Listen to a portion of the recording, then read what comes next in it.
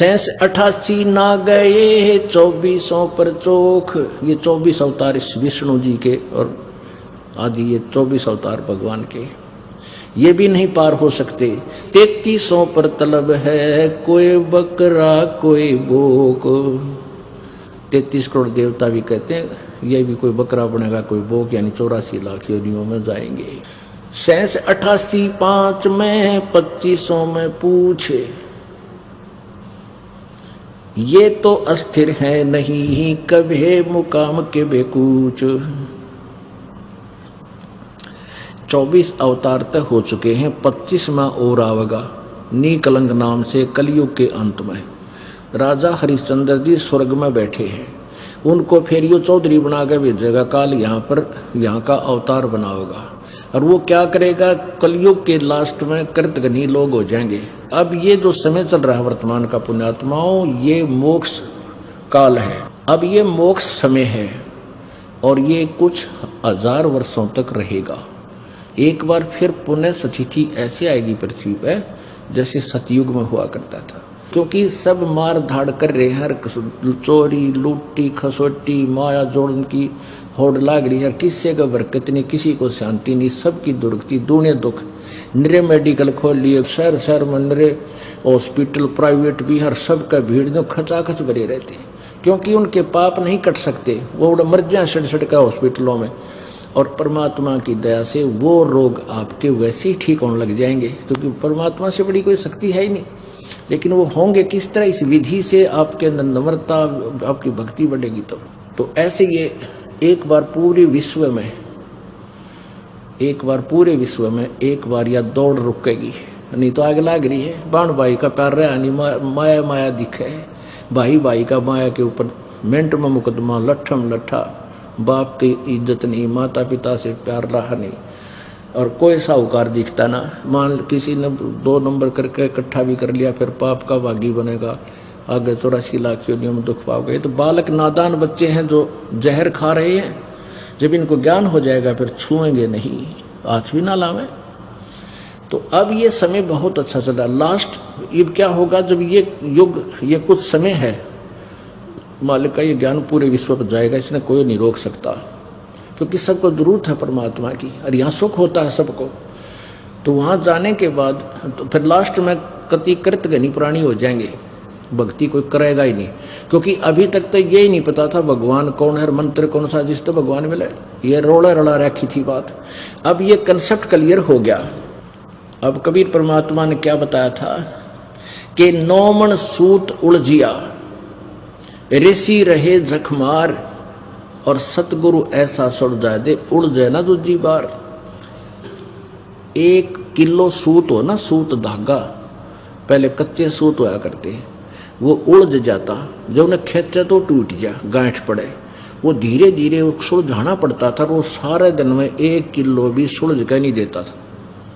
परमात्मा कहे इन ऋषियों ने, अज्ञानियों ने, इन महर्षि कहलाने वाले कथित ऋषियों ने इस ज्ञान को अज्ञान बना दिया, 9 मन सूत उलझा दिया, उल्टी कथा सुना के वेद विरुद्ध ज्ञान दे के सबके हृदय में यो अज्ञान ठोक दिया।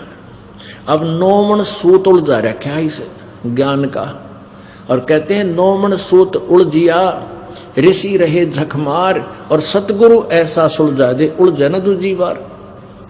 अब यो ऐसा सूत सुलझा दिया गया है, ये तत्व ज्ञान रूपी एक ऐसा रोशनी दे दी है, ये सारा सूत सुलझा कर तय करके रख दिया। अब ये उड़ जाएगा, इस कलयुग में नहीं उड़ यो ज्ञान, जिसने भक्ति चाहिए। अगर भक्ति करना बंद कर देंगे वो अलग बात है, क्योंकि ये कुछ दिनों तक ये साइंस काम करेगी। अब पुण्यात्माओं, आज साइंस के चक्कर में आकाश में बना के विमान घूम रहे हैं, इससे भूल गए भगवान को। अगर 2 वर्ष वर्षा ना करे परमात्मा, ये धरे के धराए रह जाएंगे। कंप्यूटर, सैटेलाइट, नेट, इंटरनेट, इन्हें कोई देखनी आई ना रहेगा, मर जाए भुगत भुगत तरफ का। तो एक समय ऐसा आएगा कलयुग में, फिर काफी वर्षों के बाद वर्षा बंद हो जाएगी, ऐसे वर्षा पड़ा करेगी जैसे हो, इस साइंस का नामो निशान नहीं रहेगा, और सब कृतघ्नी प्राणी हो जाएंगे। मांस, कच्चा मांस खाओगे, चोरी जारी करके सारे, मतलब ऐसा बुरा हाल हो जाएगा। और 5 वर्ष की लड़की के संतान होनी शुरू हो जाएगी। 20 वर्ष की आयु होगी, उसमें 5 खंड होंगे। 15 वर्ष की आयु में सभी मनुष्य स्त्री पुरुष युवा भी हो लेंगे, बूढ़े भी हो लेंगे, मर भी लिया करेंगे। और बिल खोद के, क्योंकि कद बहुत छोटा हो जाएगा, 1.5 फुट का, और पूरी पृथ्वी पर जैसे कीड़े मकोड़े हुआ करें इतनी जनसंख्या हो जाएगी। बिल खोद खोद का अपने वो मकान बना लिया करेंगे। और फिर इतने कृतघ्नी हो जाएंगे, भगवान का कोई नाम रख लेगा नहीं, सभी दुष्ट हो जाएंगे। तो उस समय ये नीकलंक नाम का अवतार होगा। 25वां अवतार, और 10वां भी उसी को कहते हैं, 25वां भी उसी को कहते हैं। उसकी बहुत लंबी खड़ग होगी, तलवार होगी, वो अच्छी मजबूत शरीर का होगा। और फिर इनको ऐसे काटेगा जैसे अड़ंगा काटा कर किसान खेत में, इन सभी को मारेगा। उस समय किसी के हृदय में जरा सा भी कोई परमात्मा की जगह बची हुई होगी। वो कौन होंगे? वो आप में से होंगे, क्योंकि जो ई पार हो गए, पूरा विश्वास करके, भक्ति सत करके, मर्यादा में रहे तो पार हो जाएंगे। और कुछ रह गए काल के हाथ लग जाएंगे, उनका फिर मनुष्य जन्म होता रहेगा इस पुण्य के कारण। और भक्ति आगे करेंगे नहीं, वो पुण्य ही उनके कई जन्मों तक चलते रहेंगे। फिर थोड़ी बहुत चाह उनके भगवान की फिर भी रही रहेगी, उसमें फिर वो बचेंगे। और जमीन जो है 3 हाथ समझो, 4.5 फुट नीचे तक, इसमें ऊपर से लेकर 4.5 फुट तक उपजाऊ अंश नहीं रहेगा। आप देख रहे हो, एक फसल को तैयार करने के लिए दे खाद पे खाद, यूरिया और फलाना, और कितने कट्टे इसमें जहर ठोकर लाए गए। अंत में यह कति निष्क्रिय हो जाएगी, यह योग्य नहीं रहेगी काश्त करने की, उपजाऊ नहीं रहेगी। तो फिर क्या होगा कि फिर बहुत जबरदस्त वर्षा होगी, पूरी पृथ्वी पर जल ही जल कई फुट खड़ा हो जाएगा। और कई वर्षों में जाकर के वो धीरे धीरे सूखेगा। और नीचे जो जहर चला गया पृथ्वी में, वो ऊपर आएगा। ऊपर आकर के वो ऊपरली सतह पर, पृथ्वी को नीचे से फिर घास जमेगा, ऊपरली सतह पर वो विष खत्म हो जाएगा। और नीचे से उपजाऊ अंश काफ़ी वर्षों तक जब उसमें खड़ा रहने से फिर घास फूस पैदा होगा पृथ्वी पर, पेड़ पौधे हो जाएंगे हरिये पे। और वातावरण दूषित होने के कारण आपका कद घट जाएगा, इस जीव का कद, हाइट कम होती चली जाएगी। तो प्रदूषण को फिर ये वृक्ष ठीक करेंगे, पूरी पृथ्वी पर वन ही वन हो जाएंगे। और सारे जो प्रदूषण को, वन ऑक्सीजन को छोड़ेंगे, कार्बन डाइऑक्साइड ग्रहण करेंगे। इस प्रकार ये पूरे वातावरण को फिर परिवर्तित कर देंगे। और फिर क्या होगा कि माता पिता तो छोटे छोटे हुआ करेंगे, और बेटा बेटी उनसे दुगनी उम्र के, दुगनी हाइट के होने लग जाएंगे कुछ ही दिनों में। और फिर सतयुग प्रारंभ हो जाएगा। और जो अच्छी आत्माएं फिर सतयुग में जन्म लेंगी, लेकिन वो होंगी वही जो अब विचलित रह जाएंगी, और ईब पार होगी, उनका फिर जन्म नहीं होगा। वहां आपकी ऐसे ही मनुष्य जीवन होगा, आपका ऐसा ही परिवार होगा। जैसे आप यहाँ जन्मे तो आपको धीरे धीरे आपका पूरा एक संसार बस गया, ऐसे ही वहां आपका एक परिवार होगा। जो अच्छी आत्माएं आपके बच्चे हैं, अगर वो भक्ति करके तो जो के तो ये बच्चे आपके साथ वहीं आ लेंगे।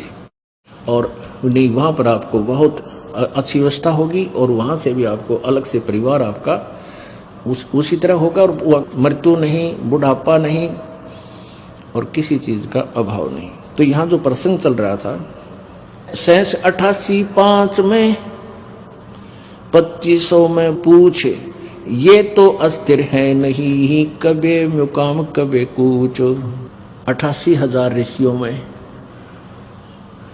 और ब्रह्मा विष्णु महेश माया और धर्मराया, इन 500 को में, और फिर ये तो अस्थिर है नहीं, और कदे मुकाम कदे कूच, यानी इनकी भी सबकी जन्म मृत्यु होती है। ये स्थिर नहीं है, ये अविनाशी नहीं है।